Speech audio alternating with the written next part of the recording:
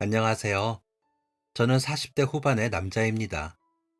세상엔 사람의 마음을 다치게 하는 일들이 있죠.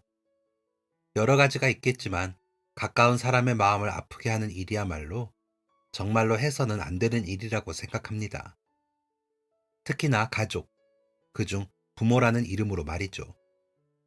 바람, 불륜이라는 말도 안 되는 행위로 배우자, 자식을 기만하는 일은 더할 나위 없이 비열하고 치졸한 일이라고 생각합니다. 왜 이렇게 뾰족하게 이야기하는지 아시겠죠? 네, 저는 불륜을 저지른 부모의 아들입니다. 사실을 알고 밀려드는 배신감은 태어나 처음 겪는 고통스러움이었습니다. 그 사람을 너무 믿고 의지했고 불쌍하다고 생각했거든요. 그때까지 알고 있던 모든 사실이 다 거짓이었다는 것을 알고 나서는 제 몸에 있는 모든 피를 다 빼서 버려버리고 싶을 정도였습니다. 할 수만 있으면요. 하지만 그렇게 하지 못했습니다. 왜냐하면 남은 다른 부모가 너무 불쌍해서요. 저는 외아들입니다. 나름 3대 독자라 귀한 대접을 받으며 자랐죠. 친가에 가면 할머니는 저를 왕자님 대접해 주셨습니다. 할아버지도 저를 무척 예뻐하셨고요. 그런데도 자주 가지 못했습니다.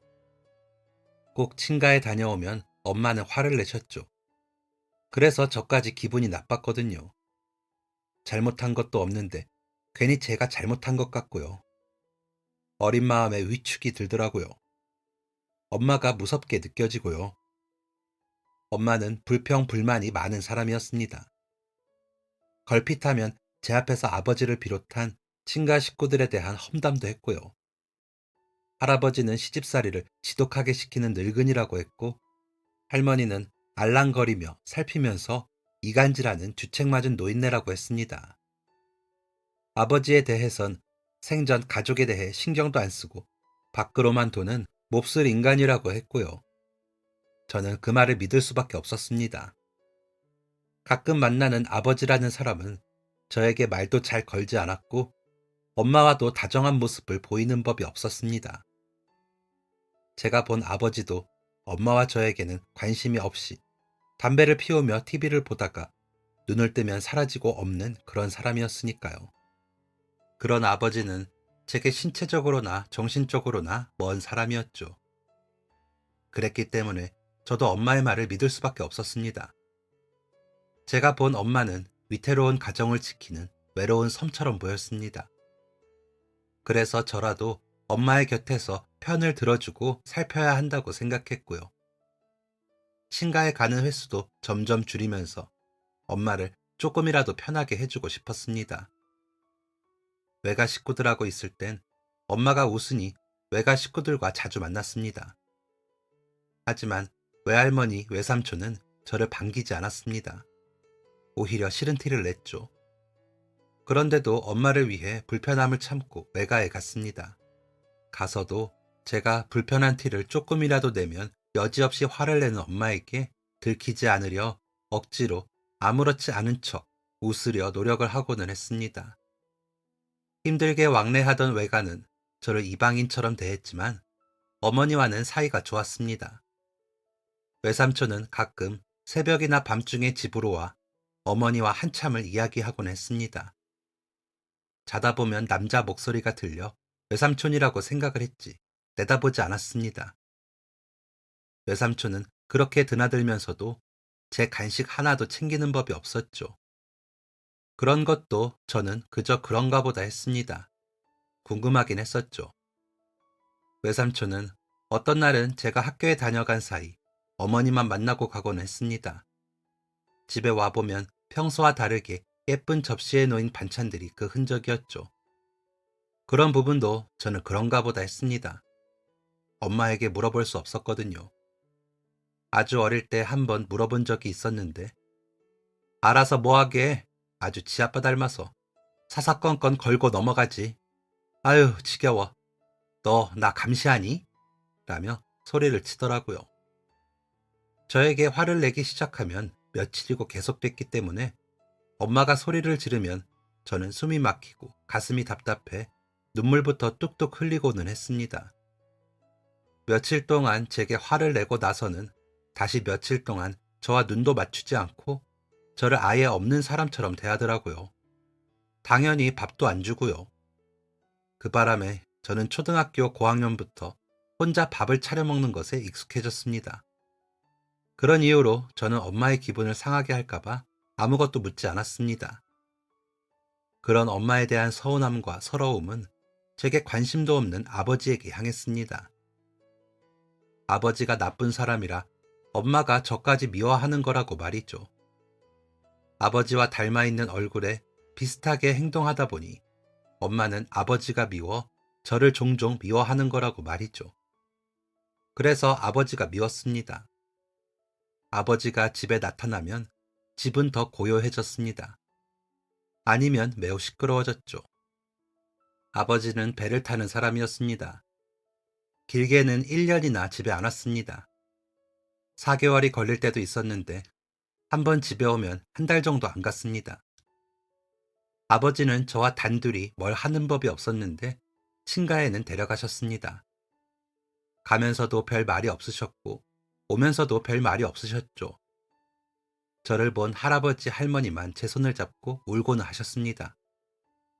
그러면 할아버지 할머니께 죄송하긴 했지만 엄마의 얼굴이 떠올라 마음이 불편하고는 했습니다. 친가에 다녀온 거란 엄마는 역시나 인상을 썼고요. 그나마 다행인 건 아버지가 있을 땐 엄마는 제게 화를 내지 않았습니다.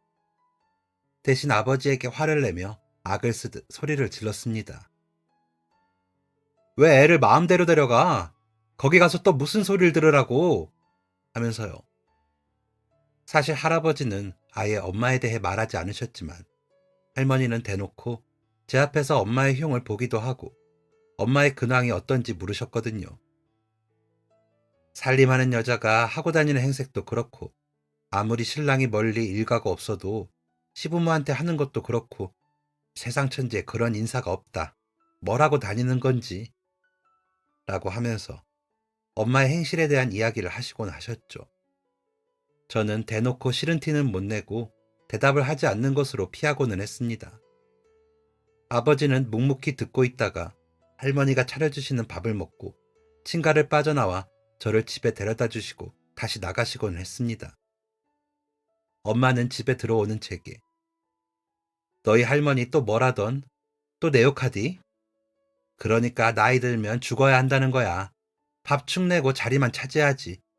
라며 소리를 질렀습니다. 그런 엄마의 눈이 너무 두렵게 느껴졌습니다. 그렇게 저녁 내내 냉랭하게 저를 대하고 저녁도 대충 차려주고요. 그러다 아버지가 술을 마시고 돌아오시면 아무 말도 하지 않았습니다. 엄한 문만 쾅쾅 닫고 다녔죠. 아버지는 그런 엄마를 빤히 보다가 주무셨습니다. 담배를 피면서 엄마를 노려보는 아버지의 얼굴은 무서웠습니다. 아무 감정이 느껴지지 않아서 무서웠습니다. 오히려 화를 내거나 엄마에게 뭐라고 하기라도 했으면 덜 무서웠을 것 같습니다. 아무 말도 없이 아무 감정이 느껴지지 않는 얼굴로 엄마를 빤히 보니 그 모습은 어린 제 눈에도 괴기스럽고 무섭게 보이더라고요. 그런 아버지이기에 엄마가 그렇게 미워하는 거라고 생각했습니다. 꼴랑 돈 좀 벌어온다고 생색을 내는 거라는 엄마의 말이 이해도 됐고요. 밥도 우리와 함께 먹지 않았고 하다못해 학교 잘 다니냐고 묻지도 않는 그 무신경한 아버지의 태도는 저와 엄마를 질리게 하는 이유라고 생각했습니다. 그렇게 아버지와의 사이는 좁혀지지 않은 채 저는 중학생이 되고 고등학생이 되었습니다. 그렇게 시간은 갔습니다. 아버지는 저와 마주쳐도 인사도 하지 않는 사이가 되어 있었습니다. 엄마는 제가 집에 있는 시간이 줄어드는데도 점점 더 바빠졌습니다. 매일 옷을 사서 장롱에 걸어두는 걸 알았지만 저는 그러려니 했습니다. 어차피 제 용돈만 잘 받으면 저와 상관없다고 생각하기도 했습니다. 제가 없는 집에 외삼촌은 더 자주 다녀가셨습니다. 아버지가 없을 때는 이틀이 멀다 하고 오시다가도 아버지가 오시면 한동안 집에 들르시지 않는 외삼촌이 이상하긴 했지만 그러려니 했죠. 원래도 외가 식구들과 아버지가 교류하는 모습은 보지 못했기 때문에 매우 이상하게 느껴지지도 않았습니다. 외삼촌도 아버지가 불편한가 보다 했죠. 아버지는 그저 인적 드문 바다 같은 사람이라 생각했습니다. 파도가 철썩철썩 치듯 왔다가 가버리는 그런 바다. 그랬던 아버지가 점점 집에 오는 빈도수가 늘었습니다. 어머니는 혼자서 짜증을 내다가 아버지에게 화를 내는 날이 늘었죠. 아버지는 그런 어머니를 여전히 아무 감정 없는 얼굴로 바라만 보셨습니다. 혼자서 화를 내던 엄마는 그냥 휙 뛰쳐나가 다음날 아침까지 오지 않기도 했습니다. 아버지는 거실에 혼자 남아 담배를 피우며 TV를 보고는 했죠. 집안 가득 풍겨오는 담배 냄새와 뿌연 연기가 저는 싫었습니다. 거기에 더해 술 냄새까지 나는 날에는 헛구역질이 올라오고는 했죠. 그래서 아버지가 더 싫었습니다. 어릴 때보다 엄마에게 덜 의지하긴 했지만 아버지의 그런 모습들이 싫었기에 저는 여전히 아버지를 멀리했습니다. 친구들과 어울리다 보면 집에 늦게 들어오기도 했기에 집안일에 대해 별로 관여하고 싶지도 않았습니다. 그래도 되는 줄 알았습니다. 그런데 그러면 안 됐더라고요. 적극적으로 무슨 일이 일어났는지 알아야 했습니다. 왜 바보같이 엄마 주변의 남자는 아버지와 외삼촌만 있다고 생각했을까요? 왜 할머니가 엄마의 행실에 문제를 삼았을지 생각도 안 해봤을까요? 다 이유가 있었을 텐데 할머니는 왜 그런 걸 물어보냐고 물어라도 볼걸. 그날은 아침에 일어났는데 몸이 찌뿌둥하니 이상하더라고요. 어지럽기도 하고요. 이상하다 싶었는데 발표 수업이 있는 날이라 학교에 가야 했습니다. 혼자 하는 거면 괜찮은데 조별 발표라 빠지면 안 됐거든요. 버스를 타고 가면서도 몇 번을 내리고 싶은 걸 참고 학교에 갔습니다. 학교에 도착하자마자 저는 온몸에 땀이 나면서 더 힘들어졌습니다. 친구들이 야, 너 괜찮아? 라고 물어볼 정도였죠. 진짜 너무 아팠습니다. 급한 대로 보건실에 가서 약을 먹고 쉬었는데도 증상은 나아지지 않았습니다.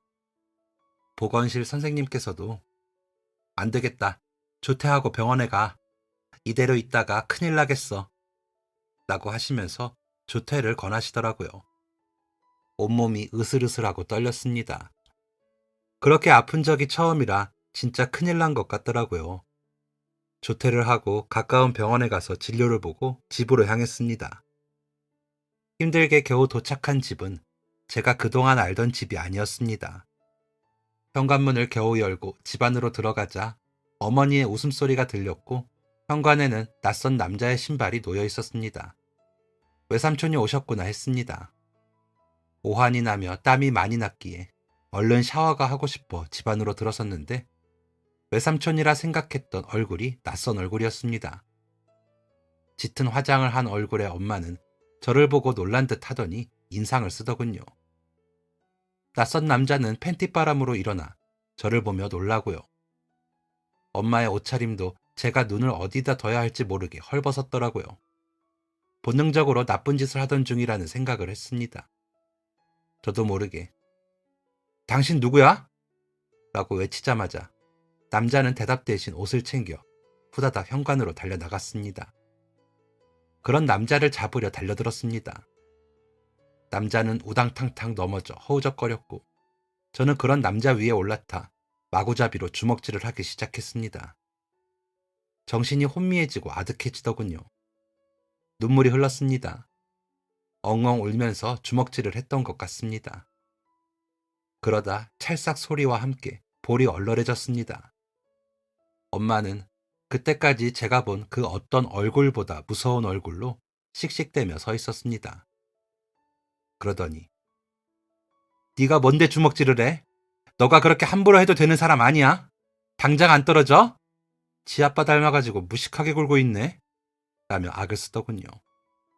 온몸에 피가 빠지고 열이 오르는 것 같았습니다. 어지럽기도 했고요. 제가 그렇게 넋을 놓고 있자 남자는 저를 밀쳐내고는 현관 밖으로 달아났습니다. 밀쳐진 제가 거실 바닥을 기고 있는데도 엄마는 상관없다는 듯 바닥에 널브러진 옷가지들을 챙겨 입더니 문 밖으로 나가려고 하더라고요. 하지만 집 안으로 들어오는 누군가에게 떠밀려 다시 들어오더라고요. 문 앞에 나타난 건 아버지였습니다. 달아나던 남자도 함께였습니다. 어떻게 제압을 한 건지 머리채를 잡혀 들어오는 남자를 보고 엄마는 놀라더라고요. 아버지는 저를 보시더니 너 내가 애만 잘 챙기라고 했어 안 했어? 뭐래도 좋으니까 애만 좀 챙기라고 했지? 라고 소리를 치시는데 놀랐습니다. 제 기억 속 어디에서도 아버지의 그런 모습을 본 적이 없었기에 더 놀랐습니다. 엄마는 그런 아빠의 호통에 주춤하는가 싶더니 남자에게 달려들어 아버지 손을 치우며 그래, 내가 뭐 애 못 챙겼어? 갑자기 일찍 와서 저러는 걸 어쩌란 말이야. 내가 빨래를 안 해줬어, 밥을 안 해줬어. 다 해주니까 저만큼 컸지. 나도 할 만큼 했어. 이제 내 인생 찾으러 갈 거야. 그러니까 아무 말 마라. 아직 젊은데 이렇게 살 수는 없어. 라더니 남자의 손을 잡고 나가려 했습니다. 그 모습을 보는데 머리가 더 빙빙 돌더라고요. 눈앞이 깜깜해지더라고요. 그 후로는 기억이 나지 않습니다. 눈을 떠보니 병원 천장이 보였으니까요. 제가 눈을 뜬 것을 본 아버지는 의사 선생님을 부르셨고 선생님이 오셨습니다. 열감기인데 무리를 해 잠시 쇼크가 온 것 같다고 하시더라고요. 아버지는 의사 선생님의 말씀을 들으시고는 한숨만 쉬셨습니다. 주변을 둘러봐도 엄마는 없었습니다. 아마도 그 남자와 떠났을 거라고 생각했습니다. 저도 모르게 눈물이 나더라고요. 아버지는 저를 보고도 아무 말 하지 않으셨습니다. 창피해서 울고 싶지 않은데 자꾸 눈물이 나서 울었습니다. 아버지는 그런 제 곁에 머리를 감싸고 구부정하게 구겨앉아 얼굴을 감추셨습니다. 두 남자가 그렇게 응급실에서 아픈 몸과 별개로 괴로워했습니다. 엄마는 그런 두 남자를 내버려 두고 나타나지도 않고 있었습니다.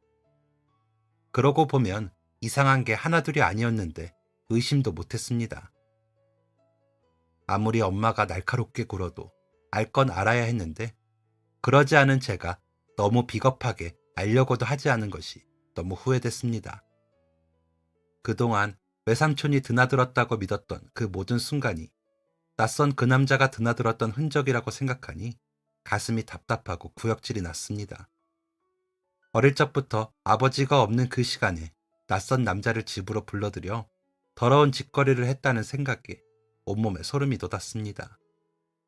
그런 엄마를 믿었고 반박조차 하지 못했던 제 모습이 바보 같았습니다. 제가 바보 같았기에 아버지마저도 속고 살았다는 생각을 하니 갑자기 아버지에 대한 연민이 생기기도 하더군요. 아버지도 불쌍했습니다. 그렇게 그날 밤 아버지와 집으로 돌아와 제 방으로 들어가는데 아버지는 익숙한 듯 거실에 짐을 푸는 게 눈에 들어왔습니다. 그랬습니다. 아버지는 항상 안방으로 가지 않으시고 거실에 있으셨더군요. 어쩌면 아버지는 오래전부터 엄마의 외도를 알고 계셨던 것 아닐까 하는 생각이 들고 나니 마음이 아팠습니다. 그런 엄마와는 왜 계속 산 건지 궁금해지고요. 다음 날부터 아버지는 바쁘셨습니다. 할머니가 오셔서 집안 청소를 하셨습니다. 저를 붙들고 울기도 하셨죠. 할아버지는 집안의 물건들을 버리셨습니다. 아버지는 외가에 가서 엄마를 만나고 오시는 것 같더라고요. 할아버지, 할머니와 이야기하시는 걸 엿들었더니 그랬습니다. 외할머니와 외삼촌은 여자가 혼자 지내다 보면 외롭고 그러니 그럴 수 있다며 엄마를 두둔하면서 아버지를 몹쓸 사람으로 몰아붙였나 보더라고요. 할머니는 집안 정리를 하시면서 통장과 집문서 같은 것들을 찾으셨는데 다 없어졌다며 아무래도 엄마가 숨긴 것 같다고 하시면서 엄마 욕을 하더라고요. 그렇게 듣기 싫던 엄마의 험담이 그때는 더 귀에 박히더라고요. 그러게 돈 관리 철저히 하라고 했잖아. 생활비만 보내주라고. 그게 처음 시집 올 때부터 돈 그러면서 유난을 떨더라니. 친정에 돈이나 퍼주는 줄 알았지. 바람이 뭐냐. 이제 우리 훈이 고등학생인데 다 들고 갔으면 어쩌니. 라면서 울먹이는 목소리로 말씀하시더라고요. 그러시더니 뼈가 빠져라 이래서 돈 갖다 준 죄밖에 더 있니? 저 어린 걸 볼모 삼아서 협박하듯이 돈 내놓으라고 할 때 내가 뭘 하던 그때 갈라서고 애는 내가 키운다고 했잖아. 생활비 안 준다고 하니 겨우 오고 그럴 때 내가 알아봤다. 아주 나쁜 것이 집안을 다 망하게 하는구나. 진작 내 말대로 했으면 집이랑 돈은 챙겼을 거 아니야? 라고 하시고요. 그랬더니 아버지께서 어머니 그만하시죠. 혼이 듣겠어요. 애가 엄마랑 있는 게 제일 좋죠. 엄마니까 애는 잘 키울 거라고 생각했고요. 나는 돈 때문에 배타야. 어머니 아버지 우리 훈이 먹고 사니까 아무 상관 없었어요. 남자 있는 거는 전부터 알았지만 애를 보고 언젠가는 정신 차릴 줄 알았죠. 애한테도 그럴 줄은. 이라더니 더 이상 아무 말도 못 하시더라고요. 그 말을 듣는 저도 혼란스러웠습니다. 외가 식구들의 냉소적인 태도와 저를 반기기보다 껄끄러워하던 모습들. 친가에만 다녀오면 짜증을 내던 엄마의 모습이 떠오르며 화가 났습니다. 아버지가 벌어오는 돈을 외가에 가져다 주는 것도 모자라 남자를 만나느라 다 써버리고 아버지가 산 집에서 나쁜 짓거리를 하면서도 당당했던 사람이 저를 낳아준 엄마라는 게 너무 역겨웠습니다. 모든 게 그렇게 맞춰지더라고요. 엄마는 몇 날 며칠을 나타나지 않았습니다. 아버지는 찾으러 다니시는 것 같더라고요. 그러시더니 소송을 거신다고 하시더라고요. 외삼촌이 찾아와 소리를 쳤습니다. 아마도 그동안 외가로 간 돈과 어머니가 쓴 돈에 대해서도 소송을 하시는 것 같더라고요. 간통죄가 있던 시절이라 간통으로 신고도 한다고 하신 것 같았습니다. 그러니 외가에서는 어떻게든 빼보려고 난리를 치는 것 같더라고요. 아버지는 그런 일들을 제가 모르게 하려고 애를 쓰셨습니다. 외삼촌이 제 이름을 부르며 제 방에 들어오려 할 때도 아버지가 막으시더라고요. 그런 아버지의 모습을 보며 제가 그동안 아버지를 오해했다는 생각을 했습니다. 일 때문에 곁에 있어주지 못하는 아버지를 대신해 저를 지키게 하려고 친정에 돈을 가져다 주고 다른 남자를 만나는 아내를 알면서도 묵인한 것이란 걸 알고 나니 아버지의 마음이 얼마나 아팠을까 하는 생각이 들면서 슬프더라고요. 저라도 먼저 알고 있었어야 했다는 생각에 너무 속상하기도 죄송하기도 했고요. 아버지가 안 계신 집을 제가 지키지 못했다는 사실에 자책감이 들었습니다. 그 상실감 때문인지 저에게는 무력함이 찾아왔습니다. 아무것도 못하겠더라고요. 제 잘못이었습니다. 그렇게 생각이 들고 나니 두려웠습니다. 제 잘못이 부모님을 떨어지게 만들었던 건 아닌지, 저 때문에 아버지가 힘들어진 거라는 생각에 죄책감이 들면서 마음이 터질 것 같았습니다. 얼마 뒤 엄마는 집으로 찾아와 무릎을 꿇고 빌면서 제발 이혼만 해줘. 내가 그래도 훈이 엄마인데 감옥까지 보내야겠어? 돈은 내가 살면서 갚을게. 제발 나랑 이혼만 해줘. 당신 나랑 결혼할 때 뭐라 그랬어? 돈 많이 써도 된다며? 하고 싶은 거 다 하라며. 그랬잖아. 라고 소리를 치며 애원했습니다. 내용은 애원이었는데 사실은 어거지나 다름이 없었죠. 애걸복걸하며 사정을 하다가 협박을 하면서 어떻게든 아버지를 설득하려 했습니다. 그런 엄마의 모습을 보는데 너무 역겹고 억울하다는 생각이 들었습니다. 엄마가 사람이야? 내가 이 집에 있는데 그 남자를 밤마다 집으로 들여보냈어? 난 외삼촌인 줄 알았어. 삼촌이라고 했잖아. 그러면서 물어보면 감시하냐고 화내고 그런 엄마가 너무 무서웠어. 그래서 물어보지도 못했어. 그런데 결국에는 바람 피운 거였어? 그래서 아픈 아들을 두고 그렇게 나간 거야? 라며 방에서 달려나가 처음으로 엄마에게 소리를 쳤습니다. 눈물은 나고 목소리는 떨렸습니다. 엄마는 저를 매섭게 쏘아보며 눈을 흘기더군요. 그런 엄마의 얼굴을 보는데 느껴졌습니다. 저를 사랑하지 않는다는 것이요. 고1짜리 남자아이가 어린 시절에 스스로가 불쌍하고 안쓰러워 울었습니다. 엄마는 제게 나는 사람 아니니? 내가 너희 아빠랑 살면서 며칠이나 같이 살았겠니? 빈손으로 시집와 하는 거 없이 아들 고생시킨다는 말 들으면서도 내가 너 지켰잖아. 어차피 그 돈 너희 할아버지한테 갈 거 내가 좀 쓰면 안 돼? 너 용돈 많이 받았잖아. 좀 더 커봐라. 과부처럼 사는 게 얼마나 괴로운지. 너는 나중에 꼭 호라비처럼 살아. 그래야 내 마음 알지. 라며 삿대질까지 하면서 화를 내더군요. 그러자 아버지는 저를 방으로 들여보내시더라고요. 그러시더니 너가 사람이냐? 남편이 힘들게 배에서 일한 돈으로 그러고 싶디? 내가 진짜 너 같은 것들은 콩밥 먹이고 싶은데 훈이 내 아들 범죄자 자식 만들어 뭐 할까 싶어. 간통 고소는 안 할게. 대신 돈 남은 통장이랑 집문서만 내놓고 가. 그럼 이혼해 줄 테니. 위자료는 준비하고 있지? 소송 가면 나 무조건 위자료 최대로 받을 거야. 그러니까 소송까지 안 가게 준비해. 라더니 엄마를 집 밖으로 내쫓더라고요. 엄마는 내가 돈이 어디 있냐면서 현관 밖에서 문을 두드렸습니다. 그러더니 얼마 뒤 갔는지 소리가 들리지 않더라고요. 저는 방 안에서 그 소리를 다 들으면서 울었습니다. 너무 큰 소리로 울었는지 아버지가 방으로 들어오시더니 미안하다 그러시더라고요. 정작 사과할 사람은 사과도 안 하고 있는데 제일 큰 피해자인 아버지가 저에게 사과를 하시는 그 모습은 너무 이상하다고 생각이 들었습니다. 며칠 뒤 아버지는 어머니와 이혼을 하셨다고 하시더니 안방을 정리하시더라고요. 이미 이불과 베개는 할아버지께서 다 버린 상태고 장롱 안에 남아있는 엄마의 옷들을 정리해 상자에 담으시더라고요. 아마 보내달라고 했겠죠. 그 모습을 보고도 엄마의 짐을 빼주고 싶은지 궁금했지만 말하지 않았습니다. 안방에서 한참을 안 나오던 아버지가 우시는 소리가 들렸거든요. 그 큰 덩치가 흑흑거리며 우는 소리는 마치 백고동 부는 소리 같아 제 방으로 울려 퍼져 제 가슴까지 울리더라고요. 그렇게 정리를 하신 아버지는 제게 서울 고모네 갈래? 아니면 할머니네 가 있을까? 밥도 그렇고 빨래도 그렇고 당장에 청소도 문제잖아. 라고 물으시더라고요. 그래서 원래도 제가 잘했어요. 엄마가 해준 것도 아닌데요. 라고 했습니다. 아버지는 저를 한참 보시더니 그래 알았다. 라며 고개를 끄덕이셨습니다. 그런 아버지의 눈은 기운이 많이 빠져 보였습니다. 슬퍼 보이기도 하고요.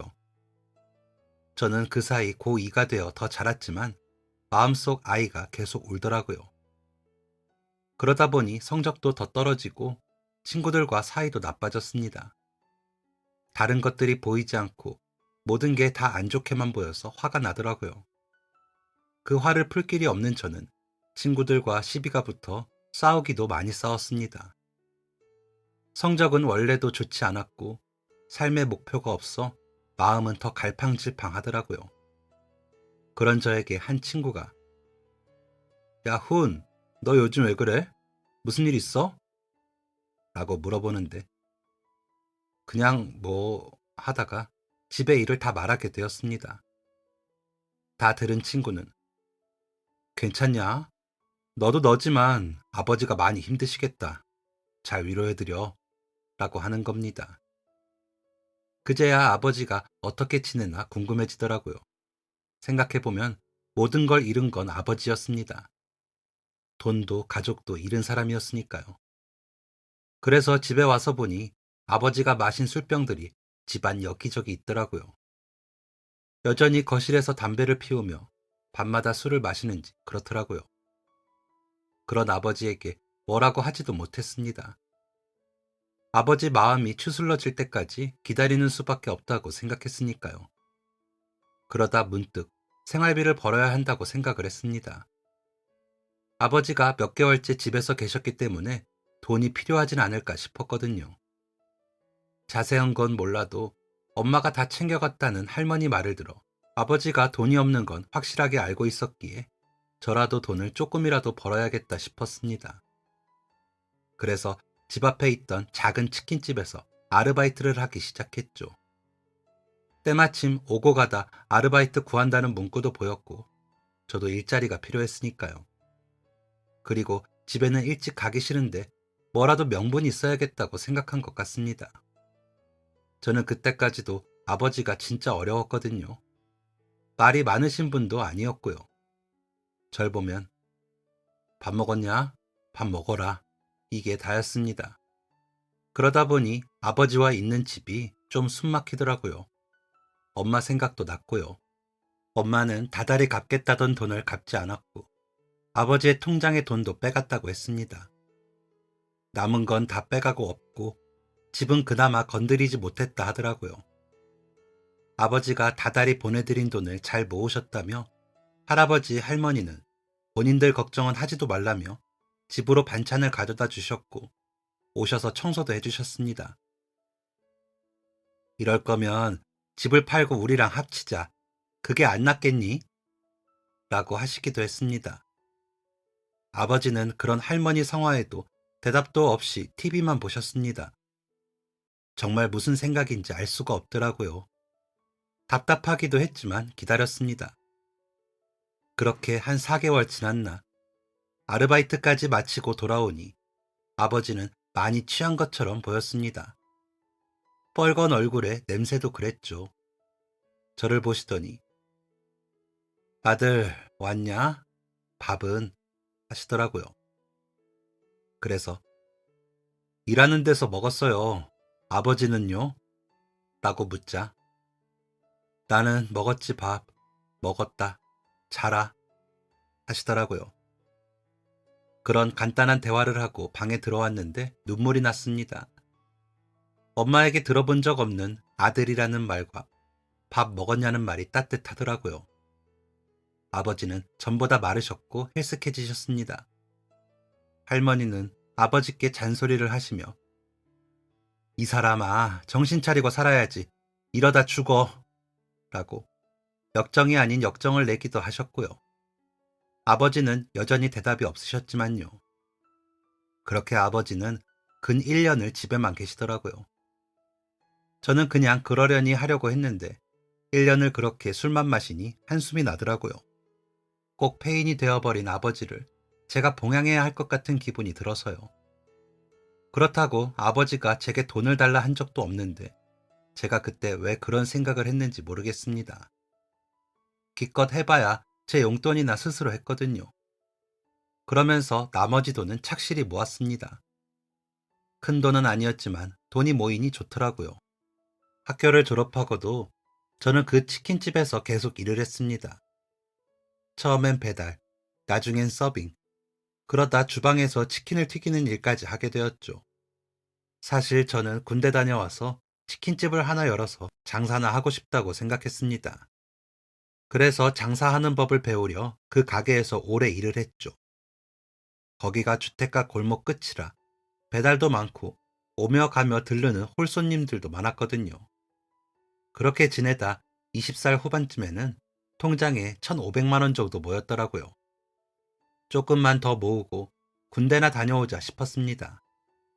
그날은 닭이 어설프게 남아 사장님이 다 튀겨서 나누어 가자 하시더라고요. 아버지 생각도 나고 안주라도 하지 싶어 챙겨서 가지고 갔죠. 아니나 다를까 벌써 얼굴이 뻘개져 있는 아버지의 얼굴이 보이더군요. 아직 따뜻한 치킨을 내밀며 아버지 술만 마시지 말고 안주도 챙겨요. 그게 몸에 좋대. 내가 튀겼어요. 라며 무심히 툭 치킨을 식탁 위에 놓았습니다. 아버지는 별 말이 없이 부시럭거리더니 치킨을 드시는 것 같더라고요. 씻고 나오니 어느새 치킨을 반 정도 드신 아버지께서 이거 진짜 너가 튀겼어? 우리 훈이 제법이네. 라며 빙그레 웃으시더라고요. 그래서 저도 웃었습니다. 그렇게 그날 밤은 치킨으로 조금은 아버지와 따뜻하게 밤을 맞이했습니다. 다음날 출근을 하려는데 아들, 오늘도 치킨 한 마리 튀겨올래? 어제처럼 양념 없이 후라이드로 닭값은 아버지가 줄게 라고 하시더라고요. 입에 맞으셨나 싶어 됐어요. 내가 사올게. 내가 사야 서비스라도 더 챙겨주지 라며 으스대며 집을 나섰습니다. 그렇게 집을 나서는데 기분이 좋더라고요. 그런데 생각해보니 아버지가 뭘 잘 드시는 모습을 본 적이 없더라고요. 아버지는 본인은 드시지도 않으면서 제 밥상은 꼭 차리셨는데 같이 먹자는 말도 없이 혼자 후딱 먹고는 집을 나서기가 바빴던 것 같습니다. 아버지가 곁을 내주시지 않아 우리 부자 사이가 좁혀지지 않는다고 생각했는데 저 역시 아버지께 곁을 내주려고 노력도 안 했다는 걸 새삼스레 깨닫고 나니 마음이 좀 그렇더라고요. 따끔거리고 콕콕 쑤셨습니다. 그래서 저녁에 미리 한 마리쯤 해서 결제해놓고 정리 직전 따끈하게 튀겼습니다. 그리고 맛있게 드실 아버지를 생각하며 신이 나서 퇴근을 했습니다. 집에 들어서자 거실에 누워 있어야 할 아버지가 보이지 않았습니다. 주방 쪽에서 소리가 나 가서 보니 아버지가 무언가 만들고 계시더라고요. 술도 안 마시고 멀쩡한 얼굴로 신이 나서는 신나게 만들고 계셨습니다. 그런 아버지의 모습이 낯설어 놀라 보고 있자니 저를 보시고 활짝 웃으시며 왔어? 밥은 다 가져왔어? 하시기에 얼른 치킨을 내밀었습니다. 아버지는 얼른 받아 드시더니 반쯤 덜어 통에 담아 양념을 묻히시더라고요. 그러더니 훈아 이거 먹어봐 어떤지 라며 닭을 내밀어 제 입 앞에 주시기에 얼떨결에 한 입 베어 물었습니다. 맛있었습니다. 양념은 양념 맛인데 더 개운하고 입에 붙으면서 먹어본 것 같은데 새로운 그런 맛이 입에 착하니 붙더라고요. 눈이 동그래지며 맛있어하는 저를 보고 아버지는 웃고요. 아버지 이 양념 뭐예요? 되게 맛있다. 달기만 해서 양념 안 좋아하는데 이건 달라. 하며 말을 했더니 뭐긴 뭐야 아버지가 만들었지. 아버지가 배 탈 때 특식 요리사였거든. 요리사 형님들이 나더러 간 봐달라고도 했었다니까. 내가 맛있다 하면 다 맛있는 거라고. 어떠냐 괜찮아? 라며 빙그레 웃으시더라고요. 너무 입에 붙어 또 먹다 보니 어느새 닭 한 마리를 뚝딱 먹었더라고요. 치킨 무도 거의 손도 대지 않고 먹을 정도로 개운하고 매콤한 게 딱이었습니다. 그러다 번뜩 이걸로 장사를 해야겠다 생각이 들었습니다. 군대 가기 전에 아버지와 가게를 얻어 장사하다가 군대를 가야겠더라고요. 그래서 겸사겸사 아버지와 이사를 결정했습니다. 지긋지긋한 그 집에서 떠난다니 개운하더라고요. 아버지는 여러 생각이 많으신 것 같았습니다. 때마침 살던 곳에서 많이 떨어지지 않은 지역에 재개발 지역이 있었는데 새로 임대되는 곳들이 많아 가게와 집 구하기도 어렵지 않았습니다. 제법 많은 상가들과 작은 빌라들, 원룸들이 들어서고 있는 지역이라 치킨이라는 메뉴도 시장성이 있는 지역이었고요. 신혼부부나 자취생들이 많은 지역이니까요. 아버지와 저는 상가를 구하고 근처 작은 빌라를 구해 이사를 갔습니다. 제가 모은 1,500만 원과 아버지의 비상금, 집 팔고 전세 구한 남은 돈으로 이제 겨우 21살의 저와 장사를 한 번도 안 해본 아버지가 장사를 시작했죠. 모든 걸 걸고 시작하는 것이라 두려움도 크고 밤마다 궁리하느라 잠도 설쳤습니다.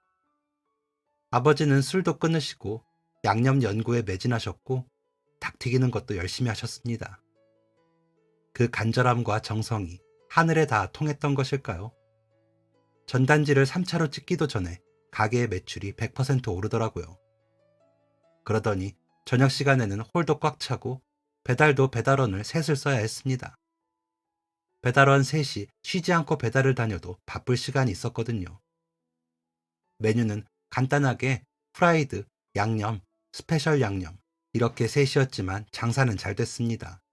프랜차이즈보다 싸고 양은 많게 맛은 더 맛있게 하다 보니 손님들이 줄을 서는 수고를 마다하지 않고 오시기도 하더라고요.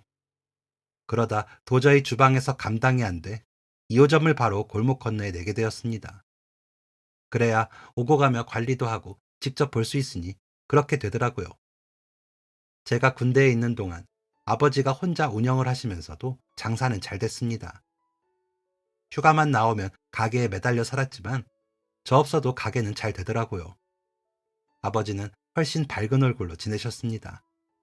서비스도 화통하게 주는 큰 사장님이었죠. 제가 제대를 하고는 아버지와 제 얼굴을 아예 전단지와 치킨 박스에 달고 부자가 만든 치킨 드시고 부자 되세요 이라는 문구를 넣어 장사를 했습니다. 간판도 그렇게 바꿨죠. 그러자 더 믿음직했는지 사람들이 더 오더라고요. 그 바람에 어디를 가든지 알아보는 사람들이 생겼지만 그것도 괜찮았습니다. 장사가 잘 되니 그 값이라고 생각을 했죠. 힘이 안 든 건 아니었습니다. 닭 손질에 양념을 만드는 일을 새벽부터 해야 했고 다들 퇴근을 한 후 마감을 하고 청소를 하느라 바빴거든요. 그것마저도 직접 해야 마음이 편했습니다. 아버지와 저는 그 부분에는 이견이 없었기에 함께 새벽부터 밤까지 열심히 했습니다. 그러다 그 지역 끝지역에서 오신 손님이 사장님, 저쪽에도 하나 내시면 안 돼요? 여기 치킨 너무 맛있는데 여기까지 오려니까 너무 힘들어요. 줄도 오래 서고 라고 하시더라고요.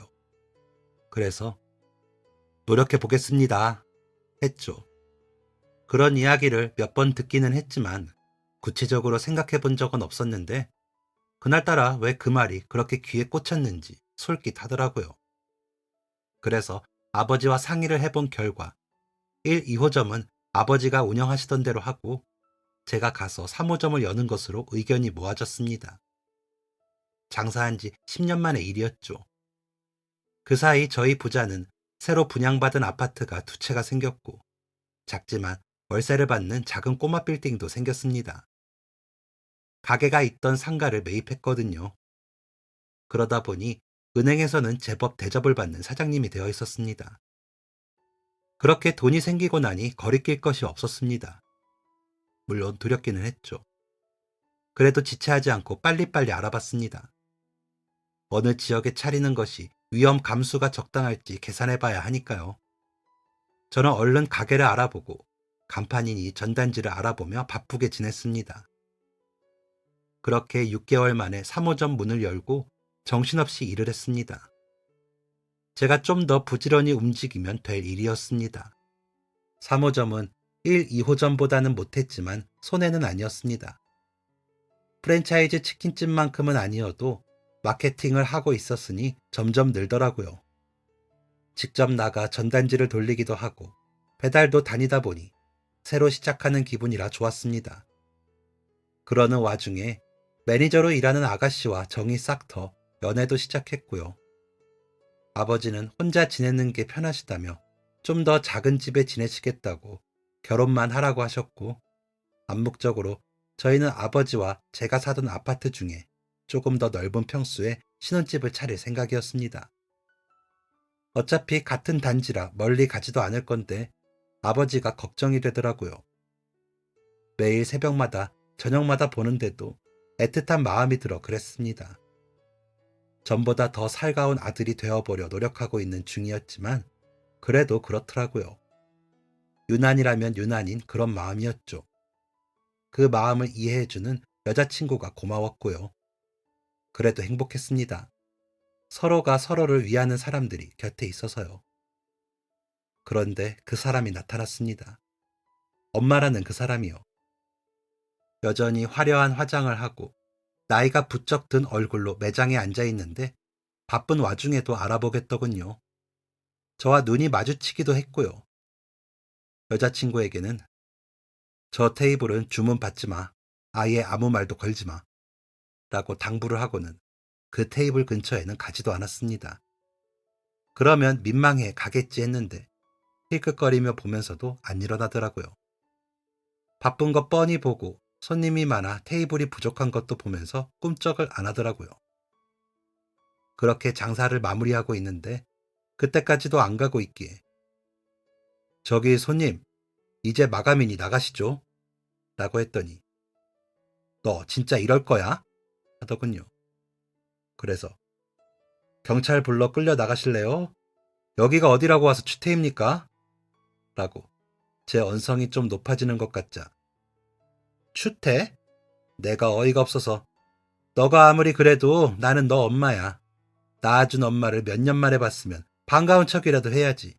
손님? 몇 시간 만에 한다는 말이 손님? 이라며 오히려 더 기가 막히다는 듯이 굴더군요. 그런 그 사람에게 엄마? 누가 내 엄마야?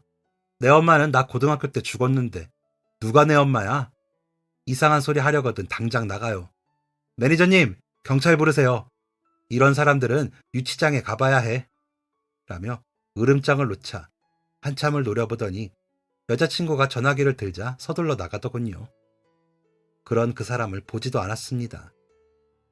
간간히 외삼촌이 전화해 엄마가 어쩌고 할 때도 모르는 일이니 전화하지 마십시오 하고 끊어버렸었는데 사는 곳이 3호점 근처인지 사진 보고 온 것 같더라고요.